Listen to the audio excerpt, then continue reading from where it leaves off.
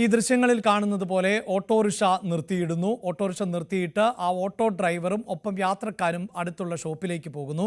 ഈ സമയത്താണ് ഈ ബൈക്കിൽ വന്നവർ 7350 രൂപ ഓട്ടോയുടെ ഡാഷ് ബോക്സിനുള്ളിൽ നിന്ന് തട്ടിക്കൊണ്ടു പോകുന്നത്.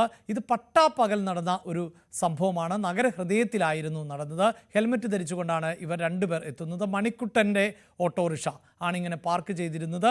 അതിൽ നിന്നാണ് പണം മോഷ്ടിച്ചത്. ഈ വിവരം മണിക്കുട്ടൻ ആ സമയത്ത് അറിഞ്ഞില്ല. തിരിച്ച് സ്റ്റാൻഡിലെത്തിയപ്പോഴാണ് പണം നഷ്ടമായ വിവരം അറിയുന്നത്. ഓർക്കേണ്ടത്, ഹൃദ്രോഗത്തിന് ചികിത്സയിൽ തുടരുന്ന ആളാണ് മണിക്കുട്ടൻ.